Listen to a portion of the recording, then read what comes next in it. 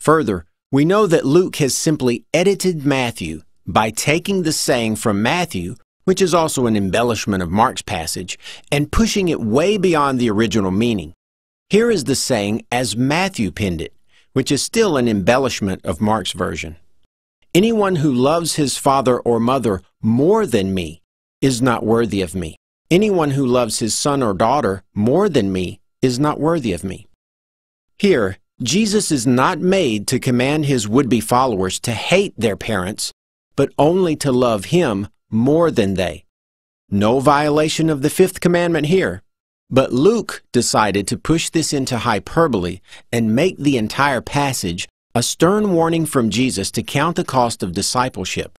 Here is the original passage from Mark, which says nothing at all about loving Jesus more than one's parents. When he had called the people to himself, with his disciples also, he said to them, "Whoever desires to come after me, let him deny himself and take up his cross and follow me. For whoever desires to save his life will lose it, but whoever loses his life for my sake and the gospel's will save it." If we simply ignore the clear reality that later evangelists edited the earlier ones in order to improve upon them, we're still left with Luke, the author, who made his Jesus exaggerate the truth in order to drive home Luke's point. Facts are not always sacred to a New Testament writer. Now back to Paul. Since Paul's goal was not to argue for Jesus' humanity, but was to show Adam as the cause of our troubles and Jesus as the solution, it was convenient for Paul to call Jesus a man in order to maintain the symmetry of his comparison-contrast setup. Remember that Paul elsewhere refers to Jesus as a being who simply took on the likeness or physical appearance of a man.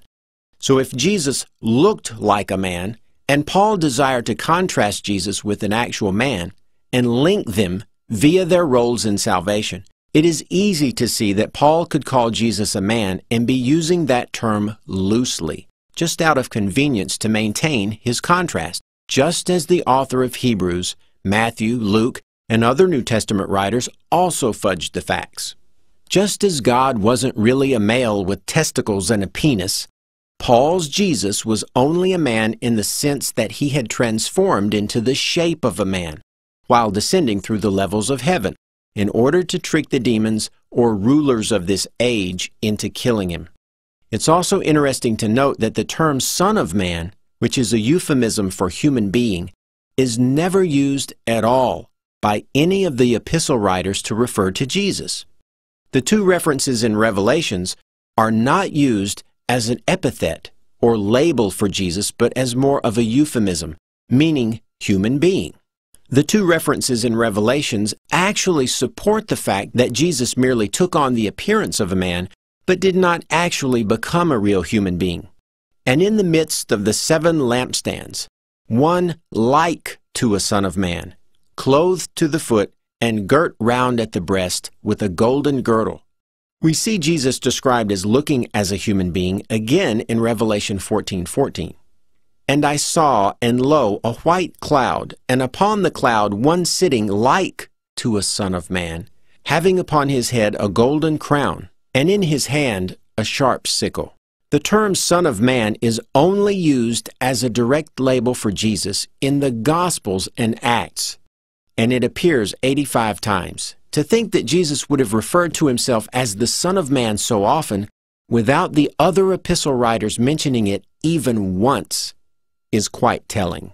Again, if God had a son, that son would necessarily be a God, but not necessarily a human.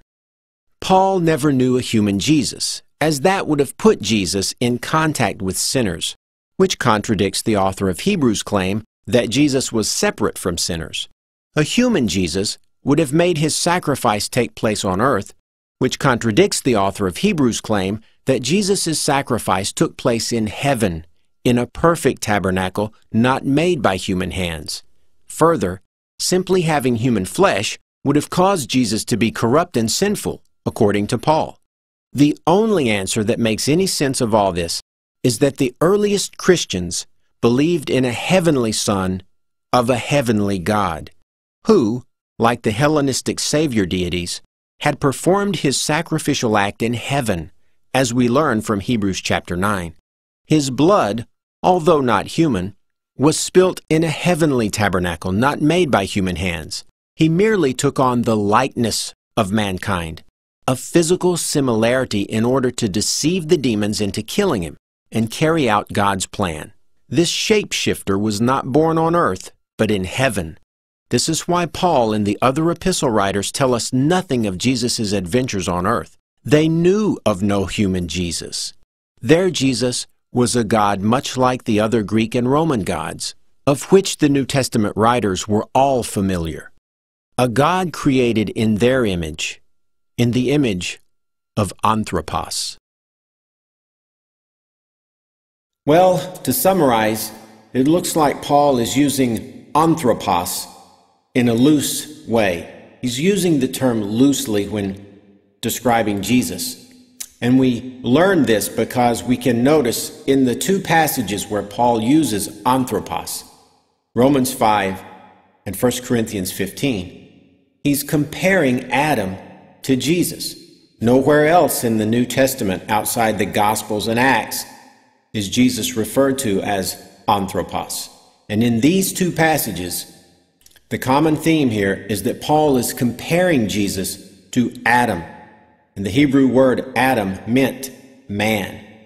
And so it behooved Paul to keep the symmetry intact.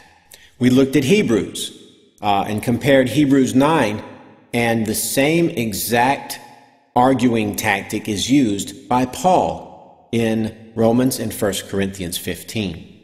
Paul is trying to draw similarities and differences between Adam and Jesus. The author of Hebrews was trying to draw similarities and differences between the high priest on earth and Jesus, the heavenly high priest.